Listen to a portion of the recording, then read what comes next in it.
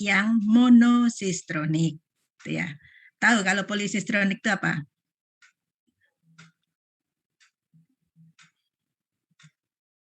Apa Yudis kelihatannya umi-umi itu? Oke Bu, saya Yusra Ibrahim dari kelas A izin menjawab ya Bu, tapi ini dari penjelasan dari Profat kemarin mengenai Ya, Profat itu, jadi polisistronik itu jadi satu gen tapi bisa transkripsikan tuh oleh, jadi bisa banyak hasil gitu Bu, nggak hanya satu hasil saja gitu, jadi bisa macam apa ya, multi hasilnya gitu Bu, kalau saya secara kasarannya ya Bu, dari polisistronik. hasilnya multi, itu yang ditangkap Ya, Yudis seperti itu. oke. Bagaimana dengan yang lainnya?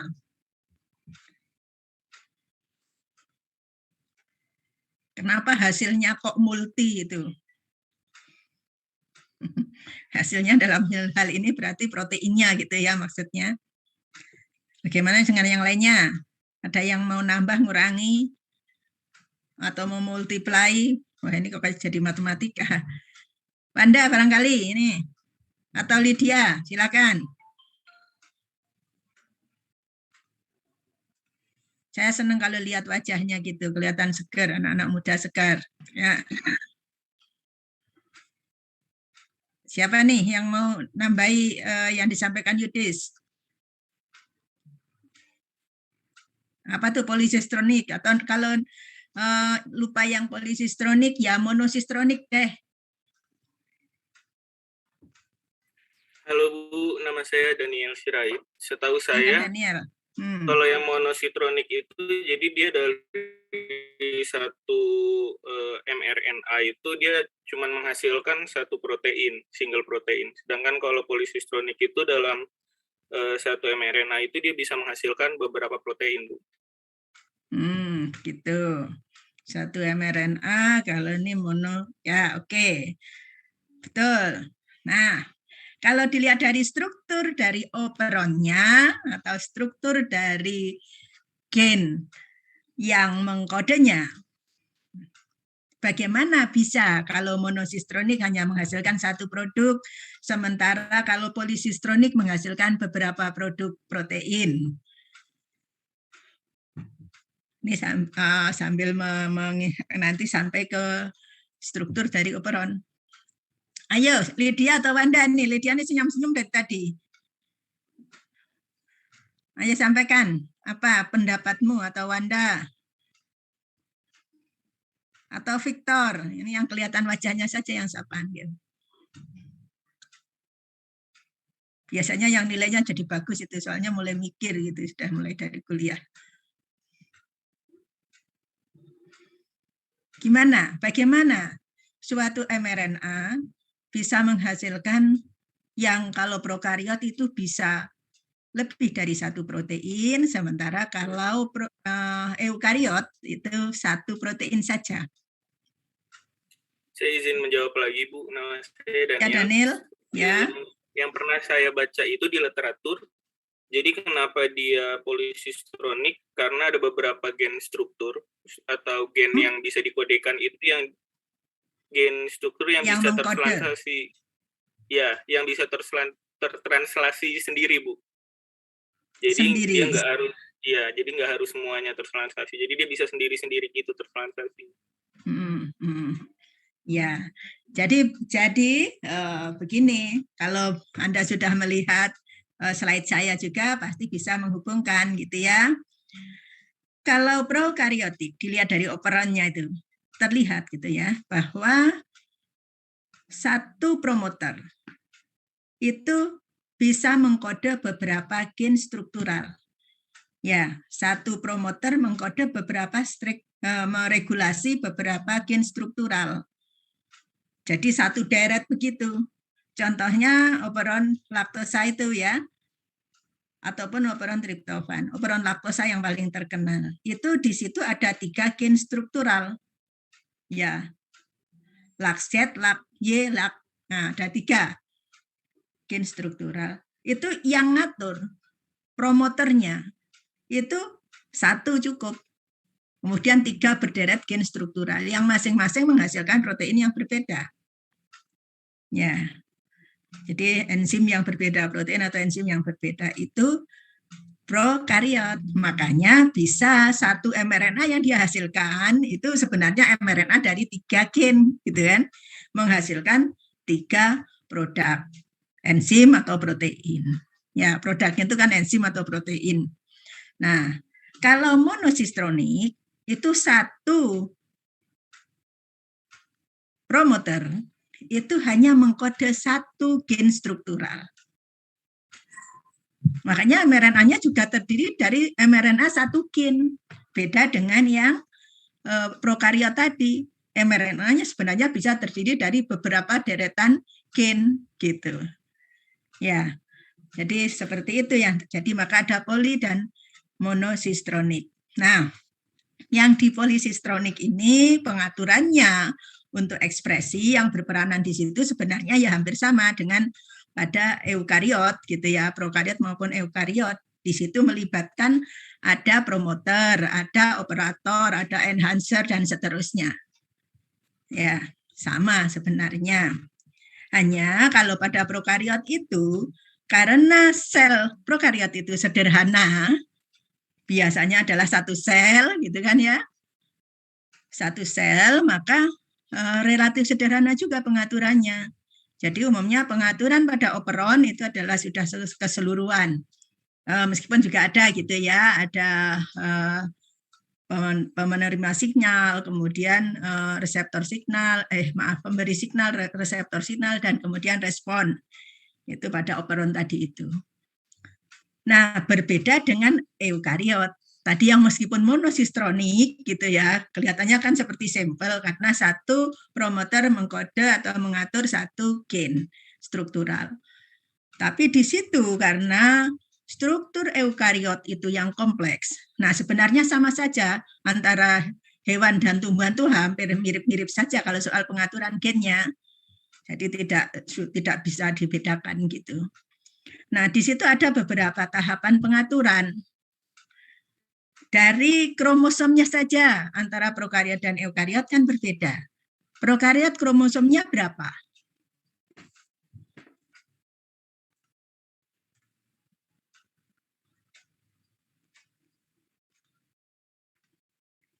Berapa kalau prokariot kromosomnya? Kalau eukariot gitu, contohnya manusia, berapa kromosomnya? Berapa Nuraini?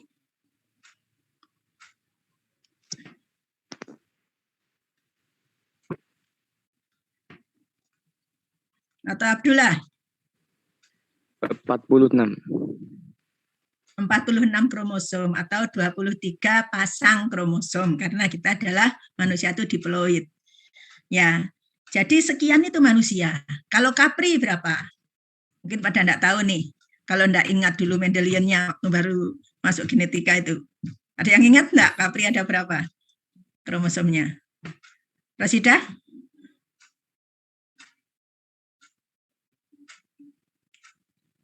Diam asal dipanggil. Yang berbunyi Abdullah saja tadi. Ini mbak-mbak ini pada kemana nih? Ayo, Wanda berapa? Capri kromosomnya? Diam Wanda. Imro, beratur. Baik Ibu, maaf saya baru bisa join karena tadi ada kendala listrik mati di rumah saya Ibu. Oke, jawab aja. Berapa Imro? Kromosom Capri? Gimana? Saya baru bisa join. Kromosom Capri ada berapa?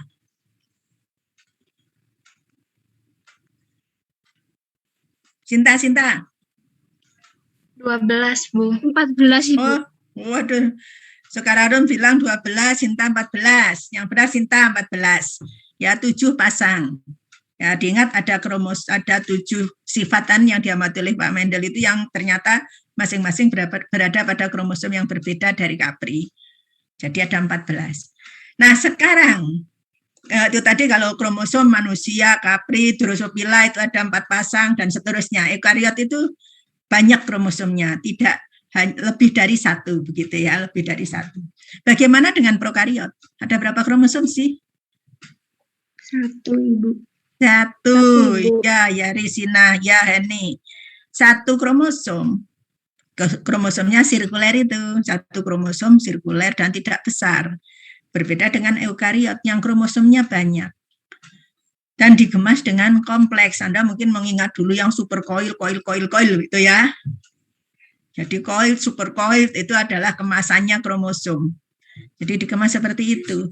Nah, DNA itu menyusun kromosom. Anda bayangkan kalau misalnya akan terjadi ekspresi gen atau dibutuhkan adanya ekspresi gen.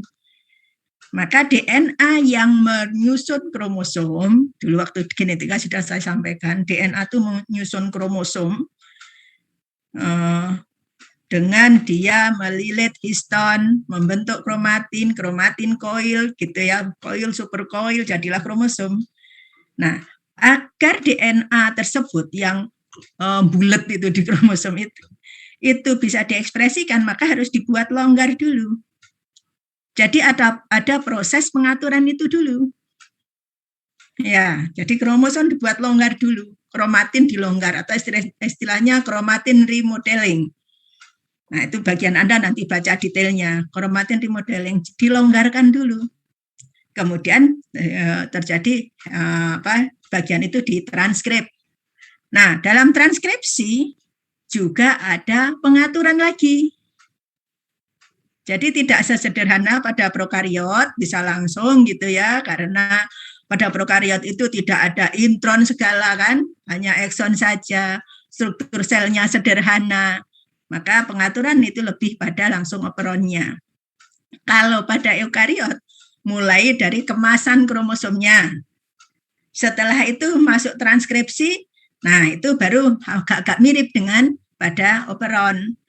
Jadi ada pengaturan operator, enhancer, kemudian ada repressor, dan seterusnya. Ada.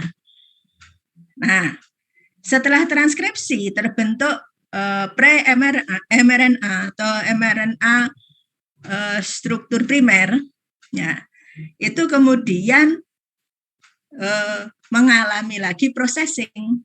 Itu juga pengaturan. Dalam processing ada yang namanya alternatif splicing. Ya, karena pada eukariot itu ada intron, ekson, jadi ya ada intron dan ekson. Maka ada proses harus menghilangkan intron. Karena intronnya banyak, eksonnya banyak, proses penghilangan intron ini bisa tidak selalu sama. Sehingga meskipun satu gen dengan proses alternatif splicing intron, jadi intron yang dihilangkan beda-beda untuk setiap kali ekspresi, maka protein yang dihasilkan juga bisa berbeda, gitu. Jadi ada alternatif splicing.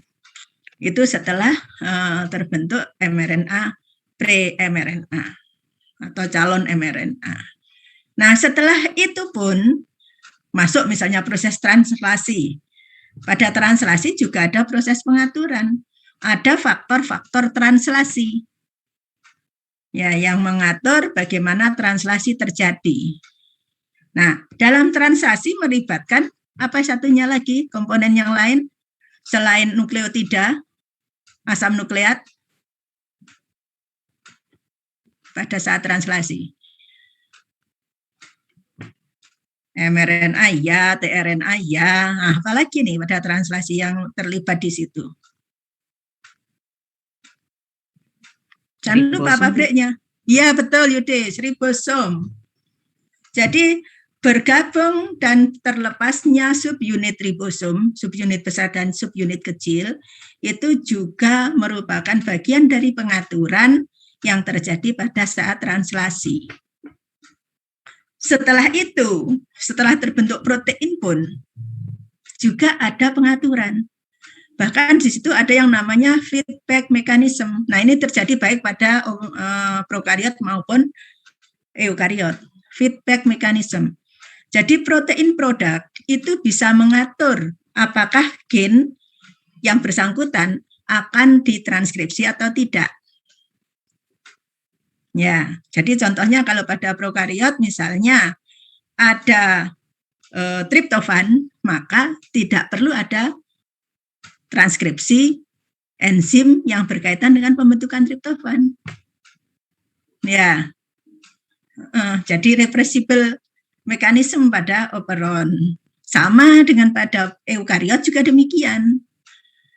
Ya, enzim-enzim yang berkaitan dengan fotosintesis, ketika produk fotosintesis dirasa sudah cukup, maka feedback mekanisme itu bisa terjadi.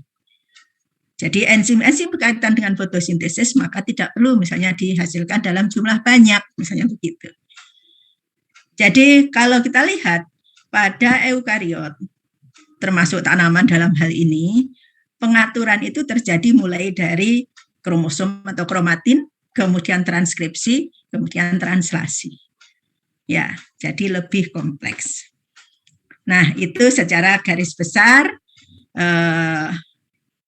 isi atau materi kuliah hari ini. Nah, selanjutnya kita pindah ke Google Classroom. Kalau kalau langsung begini biasanya yang bertanya ini nanti ya pasti hanya Yudis, Daniel, kemudian siapa tadi itu satu lagi itu, yang lainnya pasti diam. Tapi kalau di Google Classroom biasanya rame. Ya, jadi silahkan pertanyaan ditulis di Google Classroom yang terkait dengan materi hari ini. Saya akan jawab secepat mungkin. Kalau enggak nutut, ya enggak nutut lah gitu ya. Karena 3 kelas saya pindah-pindah terus ini. Nah, tapi akan saya usahakan jawab di situ. Kemudian nanti menjelang akhir jam kuliah, sekitar 15 menit sebelumnya, jadi jam 11 kurang 10 gitu ya, akan saya posting kuis untuk materi hari ini yang harus dikumpulkan akhir jam kuliah, jadi 11.05. Jadi soalnya multiple choice 13 atau berapa tadi itu saya buatnya, lupa saya. Pokoknya saya buat aja gitu. Nah, jadi insya Allah pasti cukup 15 menit itu ya. Jadi 11 kurang 10 akan saya post. Nah, pengalaman kemarin-kemarin ternyata kalau Anda pakai email selain UB, student UB, maka tidak bisa buka Google Form-nya, katanya begitu. Jadi kalau yang tidak pakai student.acid, silahkan buat akun yang itu dulu, jadi terus biar bisa masuk. Ini sambil baca kuliahnya sambil buat itu. Kalau anak-anak kan cepet lah. Ya, mahasiswa ini generasi muda yang gitu-gitu, klik cepet. Ya, jadi biar bisa nanti buka Google Form-nya untuk yang kuisnya. Baik, begitu saja pertemuan lewat yang Zoom ini. Kita pindah ke Google Classroom. Nah, nanti pengerjaan kuis itu sekaligus sebagai presensinya. Begitu, jelas ya? Oke, sampai ketemu ini sebentar lagi di Google Classroom. Silahkan pindah. Saya tutup yang Zoom-nya. Assalamualaikum warahmatullahi wabarakatuh dan selamat pagi. Waalaikumsalam.